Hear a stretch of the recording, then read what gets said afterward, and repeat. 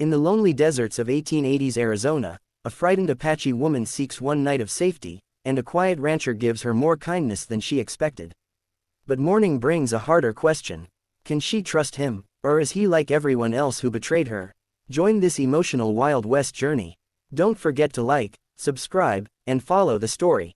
Let's get started. The outskirts of the 1880s Arizona town were unforgiving at dusk. The cold crept across the open land, slipping between the tall sagebrush and slithering through the empty road where Leah, a young Apache woman, stood alone. She held her arms tightly around herself, trying to trap whatever warmth remained. Every wagon that passed slowed only long enough for its riders to stare. Some whispered, avoiding eye contact as though speaking to her would bring trouble. Others looked at her with suspicion or worse. She had been traveling for days, relying on worn instincts, but even her strength was thinning as the sun dipped behind the desert hills. The night promised to be harsh, colder than the last, and her legs trembled from exhaustion. Hunger gnarred at her ribs, yet she kept her chin raised, refusing to appear weak, despite the fear curling inside her. She had survived worse nights, worse men, and worse storms. Still, this night felt different, quieter, more dangerous. She watched the road, waiting for a sign of shelter. When she heard hoof-beats approaching, her body tensed. A lone rider often meant trouble. She dared not run. She had nowhere to go, so she steadied her stance, preparing for whatever came next. The rider slowed as he drew nearer, and the lantern on his saddle revealed a tall, broad-shouldered rancher with dust on his coat and weariness in his eyes. He didn't stare at her the way others did. He simply studied her with calm concern, the type a man wore when he saw someone suffering, but didn't know whether stepping in would harm more than help. His horse stopped without a command, sensing its rider's hesitation. Leah shifted slightly, preparing to move if he approached too quickly, but he didn't. The rancher dismounted slowly, his hands lifted in a peaceful gesture. His voice was steady, touched by a gentle draw. "Evening, ma'am. You look near frozen. You need a warm place for the night." The sincerity in his tone startled her more than the offer itself. Most white men she had met never offered help without a hidden exchange. She searched his face for signs of deception, but found only a quiet, sincere expression. He introduced himself softly. "Name's Eli Turner. Got a ranch not far from here. You're welcome to rest in the barn if you need it." The barn, not the house, told her he respected the unspoken boundaries between strangers. Leah hesitated. Memories of false kindness flashed through her mind, voices that promised safety, only to steal it moments later. She wrapped her shawl tighter, unsure whether this man was any different. Yet the night wind grew colder, slicing through her like a blade. She looked past him toward the horizon. No campfires, no movement, no escape. Her body trembled. Finally, with cautious eyes, she gave a small nod. Eli stepped back immediately, allowing her to move first. That single step backward eased a sliver of her fear. A dangerous man would have stepped forward, not away. The barn stood quietly behind Eli's modest ranch house, its wooden boards glowing under the lantern light. Inside, the air was warm from the body heat of the horses, and the soft rustling of hay made the place feel strangely welcoming. Eli set down a blanket on a clean pile of straw, and placed a small lantern beside it. Then he retrieved a tin cup, filled it with fresh water from the pump outside, and set it within her reach. His movements were careful, deliberate, never rushed, never forceful. Leah watched him closely, noting how he kept his distance, even in the small space. He stepped outside without lingering. "You're safe here tonight," he said, his voice drifting in gently through the barn door. "I'll be in the house if you need anything." Then he closed the door behind him, leaving her alone with the horses and the soft glow of the lantern. Leah stood still for several heartbeats, listening for footsteps returning. None came. Slowly she lowered herself onto the blanket. Her fingers brushed the fabric. It was warm, softer than she expected. She didn't understand why a stranger would go through such trouble for her, and that uncertainty felt like a weight on her chest.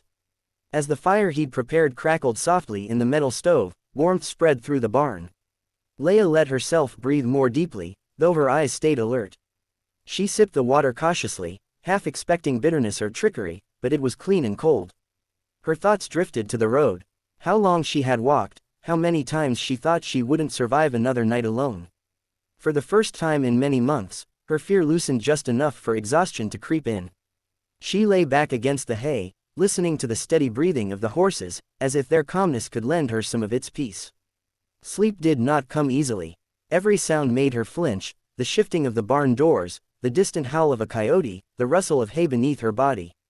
But slowly, as the minutes passed, her heartbeat steadied. She remembered Eli's gentle tone, his choice to step back, his refusal to crowd her. She thought of the sincere worry in his eyes, a look she had not seen since before her world had crumbled. It frightened her to feel comfort. Comfort usually meant danger in disguise. Yet tonight the warmth of the fire soothed her trembling bones in a way she couldn't fight. When she finally drifted into sleep, it was with one final weary thought. No kindness came without cost. Every man she had met had wanted something. Land, labor, loyalty, or something. But as her eyelids grew heavy, and the quiet settled around her like a blanket, another whisper rose within her, one she had almost forgotten, a whisper that said, "Not every stranger intended harm." She didn't believe it fully, but she believed it enough to let her guard drop just a fraction. For the first time in months, she slept without fear, sharpening her senses. The fire warmed her back, the horses shifted softly beside her, and though her heart insisted this comfort might come with a price, something deep inside her hoped, just quietly, that she might finally be wrong.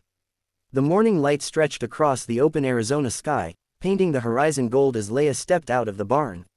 The blanket Eli had given her still clung to her shoulders, offering a warmth she wasn't used to waking up with.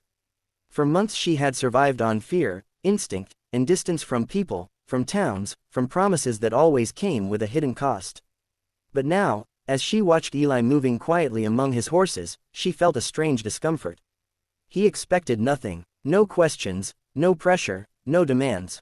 That alone made her heartbeat tighten with a kind of fear she didn't yet understand. Eli stood with his back to her, brushing down a chestnut mare with slow, rhythmic strokes.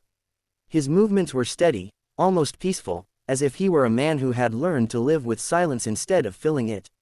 Leah studied him carefully, trying to read the intentions that most men failed to hide. A night of shelter was rarely just shelter. A warm fire usually required repayment, and kindness, true kindness, was something she had learned did not come without strings. She stepped closer, the frozen dirt crunching under her feet, unsure how close she was allowed to stand. Her voice came out tighter than she intended. "You offered safety for the night." The words hung in the cold morning air, sharp and trembling. Eli paused, but did not turn. He let the mare nudge his shoulder before gently brushing along her neck again. Leah swallowed, forcing out the question that had burned her since dawn. "But will you still keep your word in the morning?" The weight of her past sat behind those words. Broken treaties, broken trust, broken promises. She expected him to flinch, to sigh, to reveal the hidden catch. Most men revealed their true nature quickly. Instead, Eli turned slowly, almost surprised that she thought the question needed asking. His eyes didn't hold pity. They held understanding. "Miss," he said quietly, "I don't give my word lightly." He removed his hat, ran a hand through his dust-brown hair, and continued, "You're free to stay, to rest, or to leave. No one here owns you. Not last night, not now." His voice was plain but steady, the kind that carried no grand speeches, just truth. Leah felt the unfamiliar sting of confusion. Men rarely spoke like that. Not with sincerity, not without wanting something in return. She took a step closer, scanning his face for the tiny signs that exposed lies, the twitch of an eye, the tightening of a jaw, the subtle tilt of greed or desire. She had learned to read people with the precision of survival. But all she found in Eli was quiet steadiness, a soft calmness that made her feel more off balance than danger ever had. "Why?" she asked before she could stop herself. Eli blinked, puzzled. "Why? What? Why help me if you don't want anything?" Her voice cracked at the end, and she hated how unguarded it sounded. Eli leaned his forearms against the corral fence, looking out toward the distant hills. "Because it was cold last night," he answered simply. "Because you look tired. Because sometimes the right thing doesn't need a reason bigger than that." Leah shook her head slowly, not understanding how a man could mean such words without expecting repayment. Kindness was a language spoken only as bait, where she came from. The idea that someone could offer it freely felt like a story told to children. Beautiful, but not real. She kept waiting for the truth to reveal itself, for the trap to spring. A gentle breeze lifted the loose strands of her hair as she lowered the blanket from her shoulders. Her heart battled between instinct and curiosity. One warning her to run, the other whispering that maybe, just maybe, not every man carried the same hunger. Eli continued feeding the horses, never looking at her too long, never invading her space. That alone unsettled her. Most men look too long. Finally, she exhaled softly. "You don't know me," she said. "You don't know what trouble follows me." Eli shrugged. "Then trouble can rest, too. Everyone deserves a place to breathe." His words landed with unexpected gentleness, like a blanket she didn't know how to accept, but couldn't pull away from either. She wrapped her arms around herself, unsure whether the tremble she felt came from the cold or from something breaking loose inside her. "You really expect nothing," she whispered. Eli shook his head. "No, ma'am, not from you." The simplicity of the statement felt heavier than any demand could. Leia took a slow breath, letting the morning sun warm her face. For the first time in a long time, the air didn't feel like it was closing in around her. Trust was not something she offered easily. It had been torn, exploited, shattered, until it felt almost dangerous to hope again. But as she watched Eli work, his steady hands, his respectful silence, his willingness to let her choose her own next step, something unfamiliar stirred inside her chest. Not trust fully, not peace, not the security she once knew, but a spark, a flicker, a small, cautious opening she couldn't ignore. "I'll stay a little longer," she finally murmured, her voice barely above the hum of the morning wind. Eli nodded. No smile, no victory, just acceptance.